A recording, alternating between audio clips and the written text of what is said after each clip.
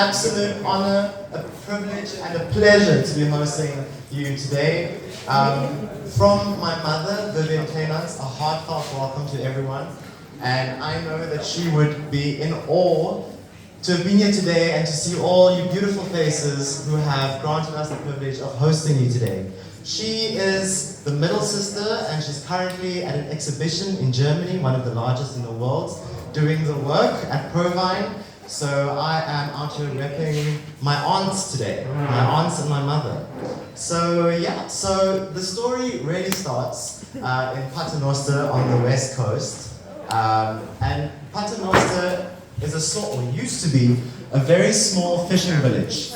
And the economic work in that town was based solely on the fishing factory. So my grandfather, the mother of the seven sisters, and brother, there is also a brother, he's the absolute youngest of the family.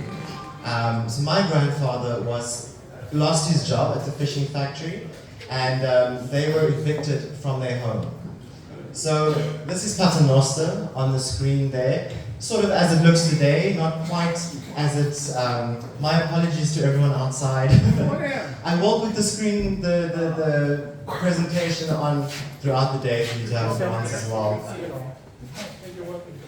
But yes, so they lived as a family of 10, including the parents, in a 2-bedroom house until they were evicted.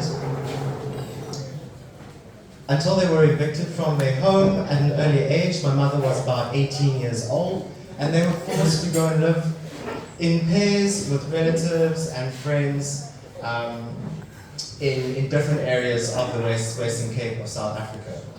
So it became the vision of my mother, Vivian Clenance, to reunite her sisters, to reunite her family, and to celebrate sisterhood. So she set out on a path of entrepreneurship from a very young age. She would sell sweets and Kool-Aid and everything, and athletics days, until in 2000, oh sorry, there's a picture. My mother, Vivian Clenance, is in the middle with 4 of her siblings, as well as her mother and father to the top left. Let's not forget that photo. We do also have some family portraits in the foyer, you may have noticed. So yes, so in 2003, the Minister of Agriculture and Rural Development of South Africa set out a program which looked at rectifying the injustices of the past. And one of those policies was land redistribution and restitution. So that started my mother's journey into wine. And there was encouragement at the time for people of color to get involved in the higher value chains of the wine industry. Now, it is important to note that the 365-year heritage of the South African wine industry is dominated by white males. So in 2003, there is absolutely no person of color in the higher value chains of the wine industry, except in the vineyards. So here we're trying to change the narrative, we're trying to transform a story that has endured and lasts and still does, endure. So she had a bright spark idea to name each bottle of wine after her sisters.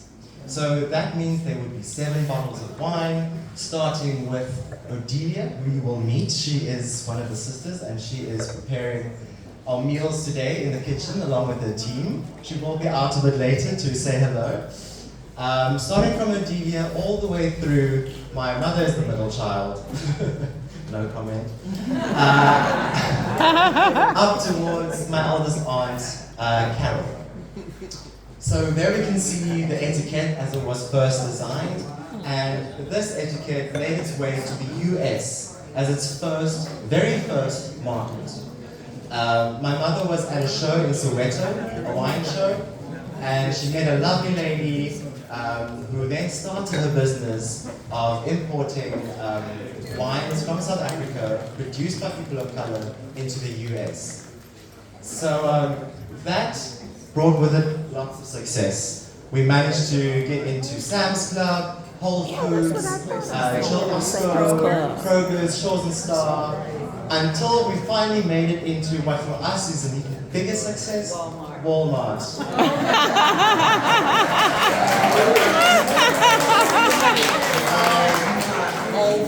There's actually a video online